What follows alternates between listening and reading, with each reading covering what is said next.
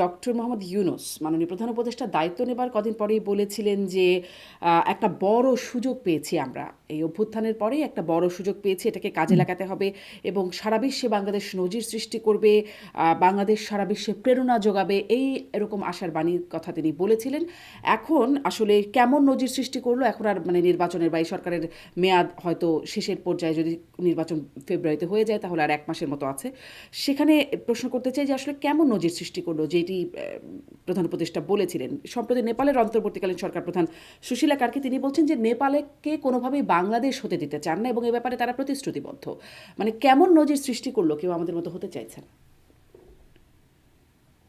না, আমরা যে আকাঙ্ক্ষা নিয়ে আহ, বলবো যে জুলাই অভ্যুত্থানটাকে সমর্থন করেছিল এই দেশের মানুষ, এবং এরপরে যে সরকার এলো মোহাম্মদ ইউনূসের নেতৃত্বে, আহ, সেটা তো ওই সময় সবাই স্বাগত জানিয়েছিল।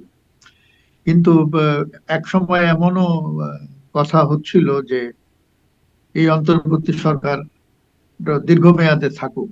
কেউ কেউ বলছিলেন 5 বছর থাকুক, এবং অনেক সংস্কারের দরকার আছে, রাষ্ট্র মেরামতের দরকার আছে, সংবিধান সংশোধনের দরকার আছে, যেগুলো যে প্রথাগত রাজনৈতিক দলগুলো প্রথাগত কাঠামোর মধ্যে করা সম্ভব না। তো এরকম একটা দাবিও ছিল। কিন্তু আমরা দেখলাম যে একটা তো আছে যে রাষ্ট্র মেরামত করা, আর একটি হচ্ছে ডে টু ডে সরকার পরিচালনা করার কিছু বিষয়, রুটিন বিষয়। তো আমরা দেখলাম যে সরকার আসলে পারছে না, সামাল দিতে পারছে না, এবং অনেক ক্ষেত্রেই আমরা দেখছি যে একটা লেজে গোবরে অবস্থা হয়ে গেছে, এবং সমাজে এক ধরনের বিশৃঙ্খল পরিস্থিতি চলছে।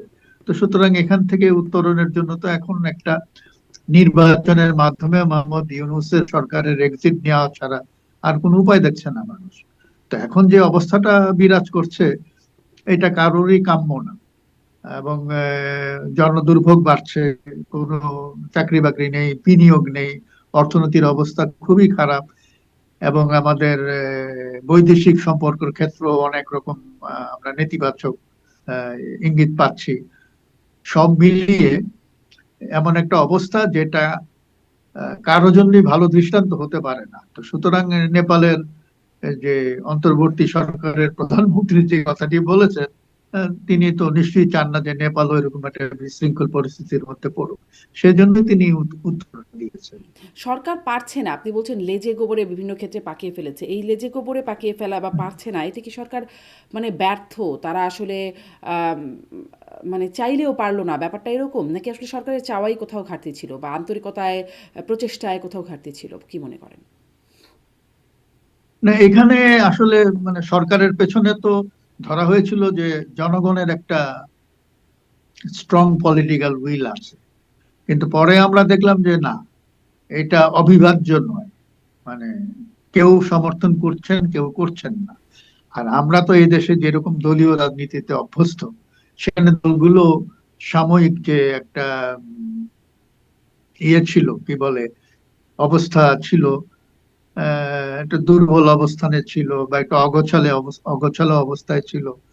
তারা আস্তে আস্তে নিজেদেরকে গুছিয়ে নিচ্ছে, এবং তারা সরব হচ্ছে, এবং তারা রাষ্ট্র ক্ষমতার ভাগ চায়। তো সুতরাং এই অবস্থায় সরকারের মানে আমরা কোথাও কর্তৃত্ব দেখছি না।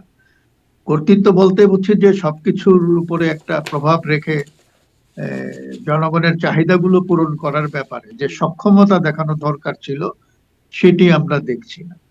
তো ফলে চাচ্ছে যে এই সরকার যেন আর দীর্ঘায়িত না হয়, সময় মতন যেন নির্বাচন হয়।